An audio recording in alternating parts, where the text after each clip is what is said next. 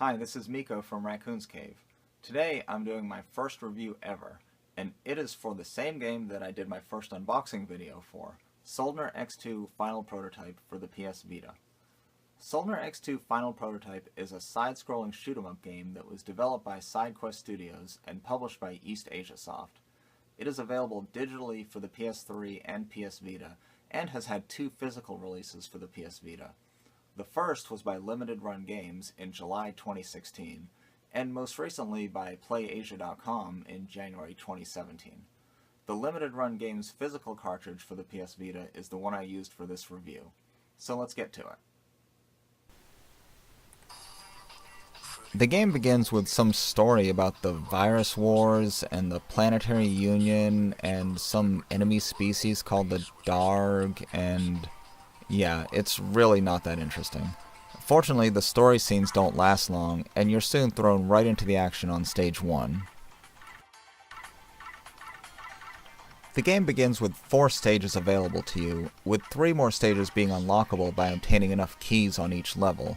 More on that later. In addition, the physical cartridge includes the DLC The Final Chapter.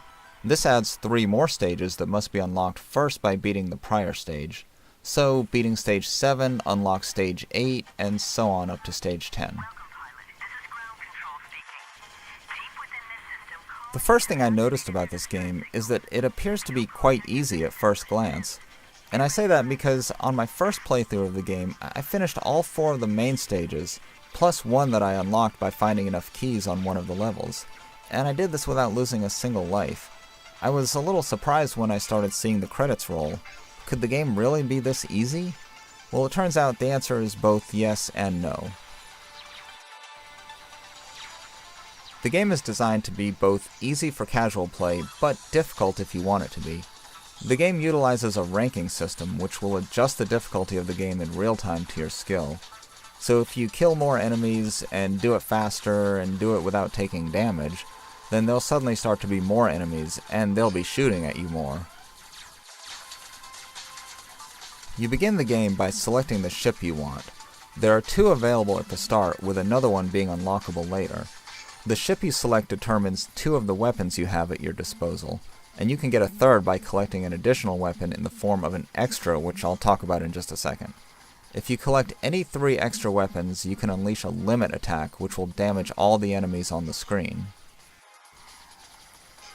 As you blast your way through enemies, various extras will show up in the form of these little glowing balls that will do things like increase your score, give you additional weapons, increase your health, give you more power, make you fly faster, or add these things called chasers, which are little ships that fly around your ship and shoot weapons along with you, allowing you to shoot more enemies. You can also collect chains, which will release even more extras when you fill up your chain energy bar in enough time. One of the extras that appears are called secret keys. Each stage has 5 secret keys, and in order to unlock stages 5 through 7, you need to find lots of these secret keys. Collecting 4 keys from any stage will unlock stage 5, collecting 4 keys from any 3 stages will unlock stage 6, and in order to unlock stage 7, you need to collect 4 keys from all of the stages 1 through 6. Collecting these keys can be pretty hard and require multiple playthroughs of each stage.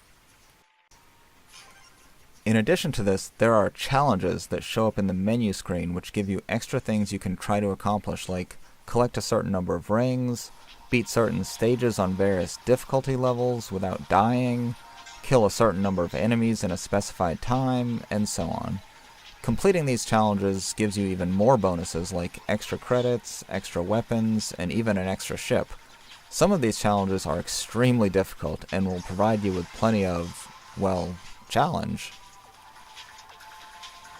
While I do enjoy playing shoot-'em-ups, I'm definitely not the best player, so I appreciated being able to play through the game with little to no difficulty. However, I would have appreciated if the easiest mode were just a little bit more difficult. Even if it meant having to try more times, the sense of accomplishment I felt from beating each level would have been higher. As it is, the first time I saw the credits roll, I was left with the feeling of, is that it? On the positive side, the game plays extremely smooth on the Vita. I noticed little to no slowdown, even when the screen was filled with enemies and bullets and large background scenery flying by. Also, the game is just a lot of fun to play. The controls are nearly perfect. The visuals are beautiful. It's just a very pleasant game to look at. Also, the replayability of this game is very high. And if you are looking for more difficulty, the extra challenges in the game will provide you with lots of it. If you are a fan of shoot-'em-up games and don't mind being able to finish the main game without even really trying, I would definitely recommend giving Soldner-X Final Prototype a try.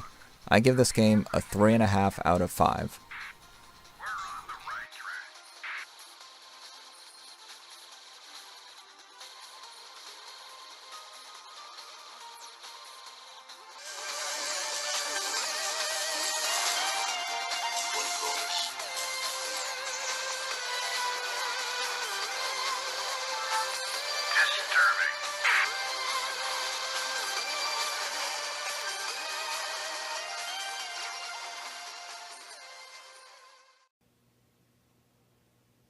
So there you have it, my first video game review.